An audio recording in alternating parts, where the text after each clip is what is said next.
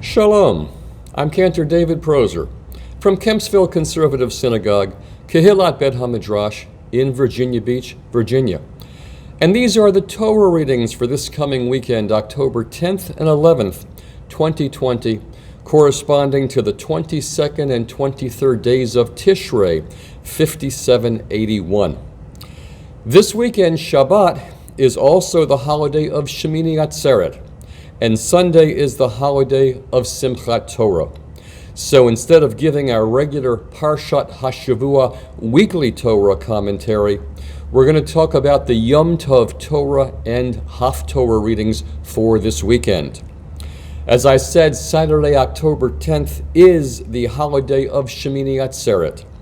The Torah reading is from the Parsha of Re'eh in the Book of Devarim, the Book of Deuteronomy, verses 1422 to 1617, found beginning on page 1074 of the Eitz Chaim Chumash and page 810 of the Hertz. The reading is known by its first two words, Aser Ta'aser, and it's the reading that's done on the last day of all three of the Shalosh Regalim, the pilgrimage festivals, Pesach, Shavuot, and Sukkot. If we look at Sukkot as a multi-day holiday like Pesach, we see the same pattern of 2 days of Yom Tov at each end, with 4 or 5 days of Chol HaMoed in between. You may be thinking, but Shemini Atzeret is not the last day of Sukkot, Simchat Torah is. And you're right.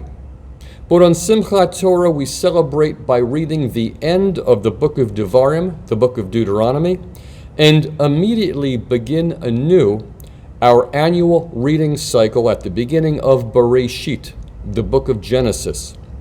So you can already see that the Torah readings for Simchat Torah are already set by the very nature of the holiday. Therefore, we read what we otherwise would read on the last day of a Yontif on the next to the last day, which is Shemini Atzeret.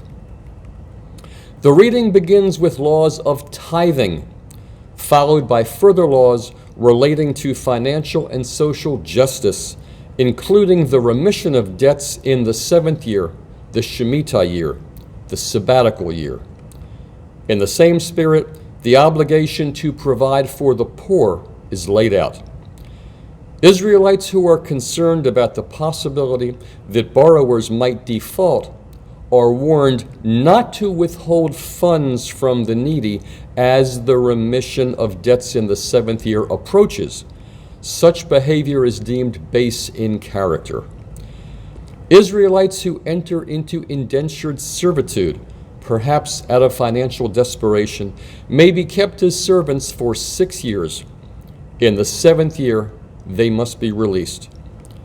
At the end of their indentured period, such servants must be furnished with appropriate material goods.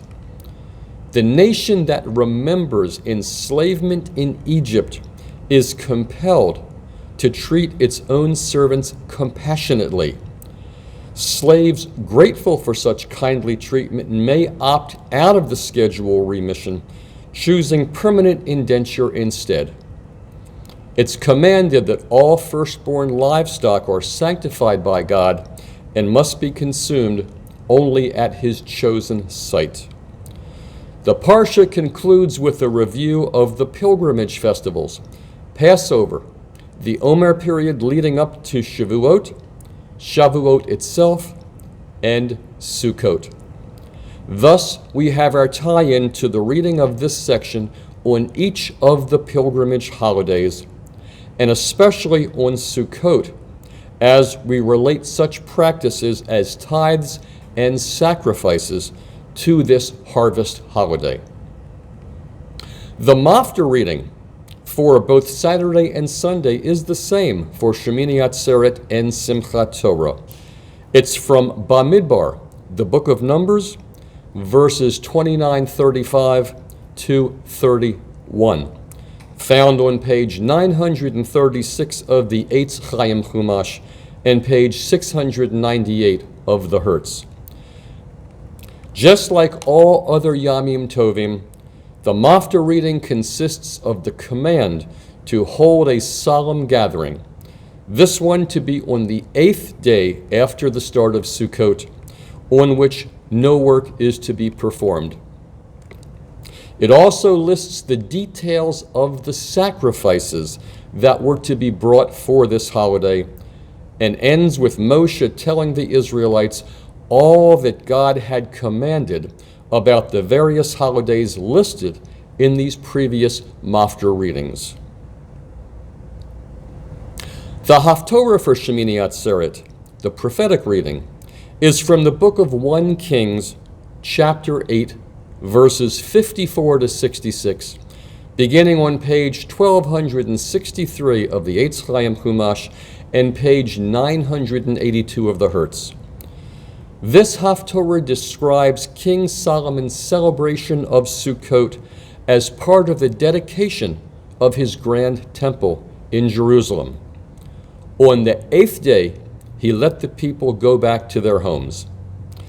This is in keeping with the theme of God's commanding us to observe Shemini Atzeret as the 8th day of Sukkot, in order to keep us near for one more day after Sukkot before we return home. Sunday, October 11th, is the holiday of Simchat Torah. It's a holiday on which we commemorate our annual weekly reading cycle of the Torah. On Simchat Torah, after a joyous celebration of carrying the Torah scrolls around the sanctuary with singing and dancing, we open the first of the 3 Torah scrolls that will be used. From it, we read the Parsha of Vizot HaBaracha, the last Parsha in Devarim, the Book of Deuteronomy, beginning on page 1202 of the Eitz Chaim Chumash and page 909 of the Hertz. The Parsha consists of Moshe's final blessing of the Israelites by tribe, followed by his ascending Mount Nebo, where God showed him the promised land as far as the eye could see.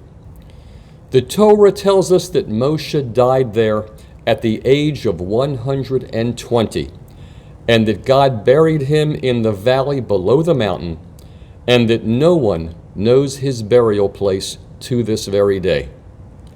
He was mourned for 30 days. Upon Moshe's death, Joshua assumes national leadership. Moshe's epitaph is summarized in the last 3 sentences of the Torah. Never again did there arise in Israel a prophet like Moshe, whom the Lord singled out face to face for the various signs and portents that the Lord sent him to display in the land of Egypt against Pharaoh and all his courtiers and his whole country, and for all the great might and awesome power that Moshe displayed before all Israel. At this point, to symbolize that our reading and studying of the Torah is a never-ending cycle, we open a second Torah scroll and read the first chapter plus 3 pasukim, 3 sentences from the second chapter of Bereshit, the book of Genesis, beginning on page 3 of the Eitz Chaim Chumash and page 2 of the Hertz. This section describes the first 6 days of creation, concluding with God establishing the Shabbat, the Sabbath, hallowing the 7th day and resting on it. We've already described the Mafta reading for Simchat Torah. It's the same as the day before for Shemini Atzeret. The Haftorah for Simchat Torah picks up the thread of the story following the death of Moshe, as we read from the first chapter of the book of Joshua, verses 1 to 18. This chapter is found on page 1266 of the Eitz Chaim Chumash and page 984 of the Hertz. God addresses Joshua as Moshe's successor, commanding him to bring the people into their ancestral land. Repeatedly, God exhorts Joshua to be courageous, declaring that he will be with him, as he was with Moshe. But he is also warned to be strong and resolute, to faithfully observe all the teachings that Moshe had enjoined upon them. Shabbat Shalom, Chag Sameach, good Shabbos, and good Yom Tov. As always, thank you for watching. Be sure to like and subscribe.